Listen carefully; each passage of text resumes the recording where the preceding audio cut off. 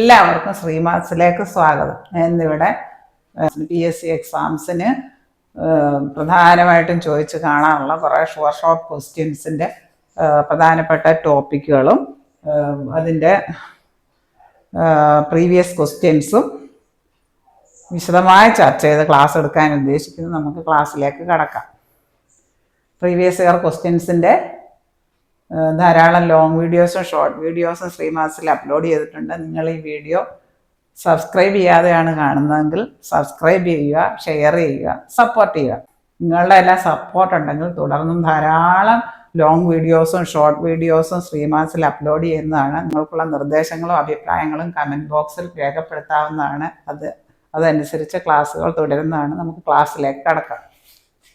ഇനി എപ്പോഴും എല്ലാവർക്കും കൺഫ്യൂഷനുള്ള രണ്ട് ടേംസ് ആണ് മൾട്ടിപ്പിൾസ് ഓഫ് ഫാക്ടേഴ്സ്, അതായത് ഗുണിതങ്ങളും ഘടകങ്ങളും.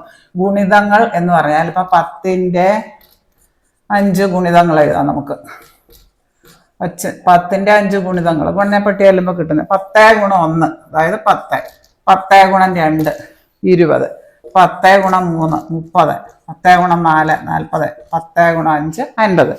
ഇനി നമുക്ക് ഇതിൻ്റെ ഘടകങ്ങൾ എഴുതാം. 10ന്റെ ഘടകങ്ങൾ അല്ലെങ്കിൽ ഫാക്ടേഴ്സ് എഴുതാം. മൾട്ടിപ്പിൾസ്, ഗുണിതങ്ങൾ, ഫാക്ടേഴ്സ്, ഘടകങ്ങൾ. അപ്പോൾ 10ന്റെ ഘടകങ്ങൾ എഴുതാം. ഏതിൻ്റെയൊക്കെ ടേബിൾ ചില്ലിയാൽ 10 കിട്ടും ഉടനെ പട്ടിയാൽ അത് 1.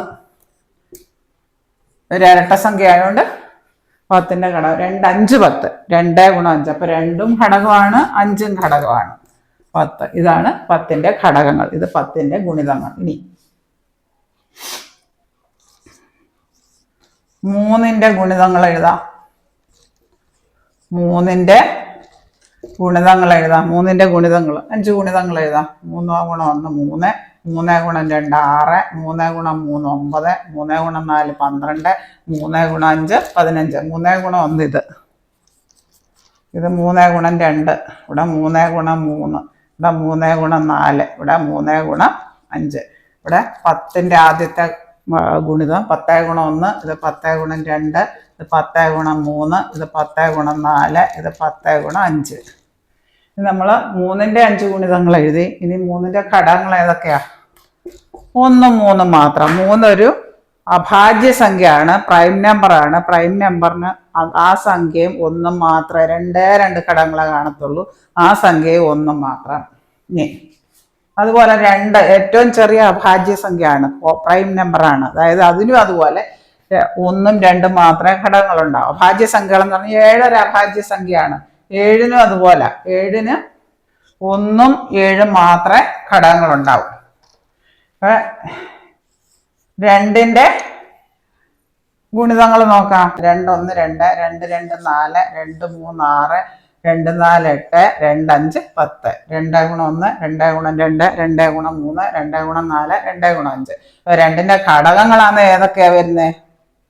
2ന്റെ ഘടകങ്ങൾ 1ഉം 2ഉം മാത്രം. അതൊരു അഭാജ്യ സംഖ്യയാണ്. ഏറ്റവും ചെറിയ അഭാജ്യ സംഖ്യയാണ് 2. അതായത് 2 ആ സംഖ്യ മാത്രമേ ഘടകങ്ങളുണ്ടാവൂ. ഏറ്റവും ചെറിയ അഭാജ്യ സംഖ്യയാണ്. അതുപോലെ വേറെ ഒരു പ്രത്യേകതയുണ്ട്. അഭാജ്യ സംഖ്യ ആയിട്ടുള്ള ഒരേ ഒരു ഇരട്ട സംഖ്യ ഉള്ളൂ, അതും 2ആണ്. ഗുണിതങ്ങളുടെ ശരാശരി കാണാൻ ഒരു എളുപ്പ വഴിയുണ്ട്. സംഖ്യ ഗുണം n+1/2. അല്ലാതെ നമുക്കിപ്പോൾ 3ന്റെ 5 ഗുണിതങ്ങൾ കണ്ടാൽ എല്ലാം കൂടെ കൂട്ടി എണ്ണം കൊണ്ട് ഹരിച്ചാൽ മതി. അതാ കുറച്ചുകൂടെ ലെങ്തി മെത്തേഡാണ്. ഇത് എളുപ്പമാണ്. ഇപ്പൊ ഏത് സംഖ്യയുടെയാണ് ചോദിച്ചേക്കുന്നത്? 3ന്റെ സംഖ്യ 3. എത്ര ഗുണിതങ്ങളുടെ? എന്നു പറഞ്ഞാൽ 5. അപ്പൊ ഗുണിതങ്ങളുടെ ശരാശരി കാണാൻ എന്ത് ചെയ്താൽ മതി? സംഖ്യ ഗുണം n+1/2. സംഖ്യ ഇവിടെ എത്ര? 3 ഗുണം n+1. എന്നിവിടെ എത്ര? 5+1/2.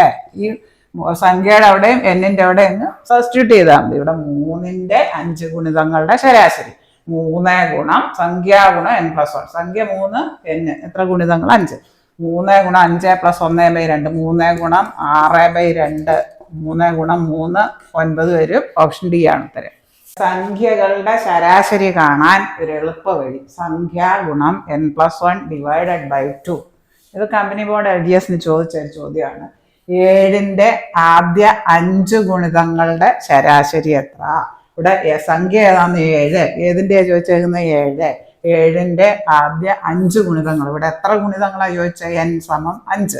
എന്നിട്ട് ആ ഫോമുലയിൽ അങ്ങ് അപ്ലൈ ചെയ്താൽ മതി. ഒരു എളുപ്പ വഴിയായി ഫോമുല പഠിച്ചിരുന്നാൽ മതി.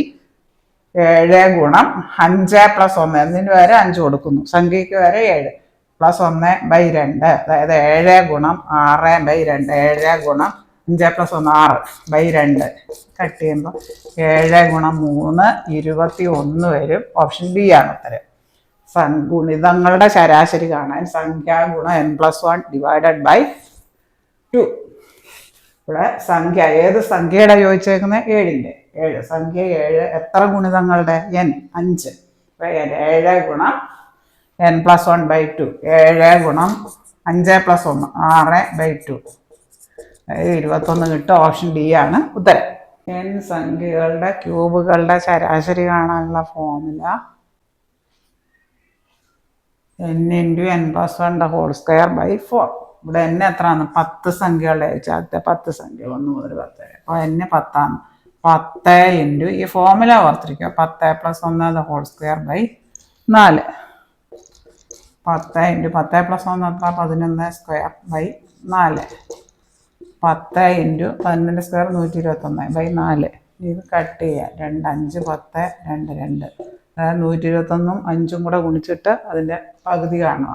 2 കൊണ്ട് ഹരിക്കുക. അതായത് 302.5 വരും. ഓപ്ഷൻ സി ആണ്. ഈ ഫോർമുല ഓർത്തിരിക്കുക.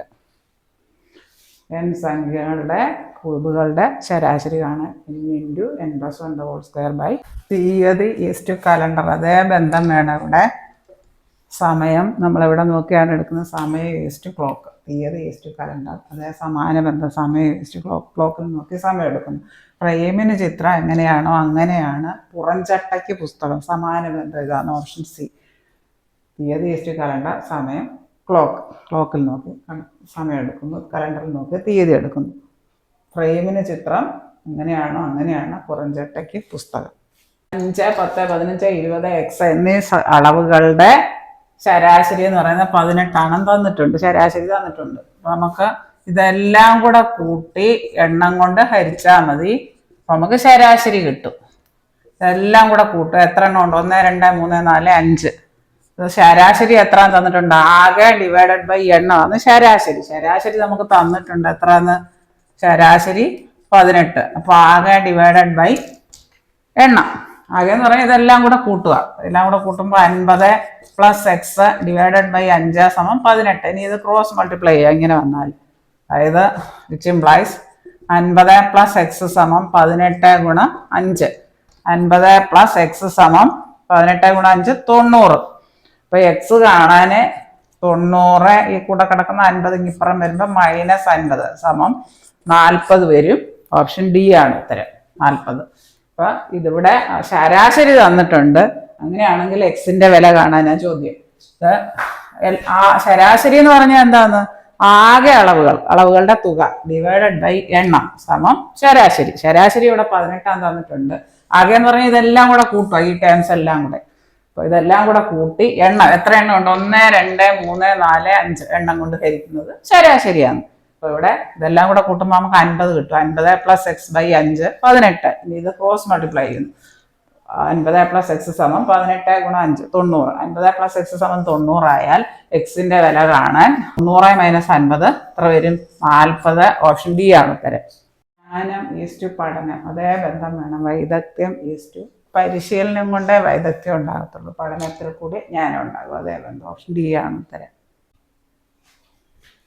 ഇവിടെ രോഗി ഈസ്റ്റു ഡോക്ടർ. അതേ ബന്ധം വേണം ഇവിടെ. വിദ്യാർത്ഥി ഈസ്റ്റു ഡാഷ്. ഇവിടെ അപ്പോൾ രോഗിക്ക് ഡോക്ടർ എങ്ങനെയാണോ വിദ്യാർത്ഥിക്ക് അധ്യാപകനാണ്. ഓപ്ഷൻ ഡി ആണ് ഉത്തരം. അതേ സമാന ബന്ധം വേണം ഇവിടെ വരാൻ.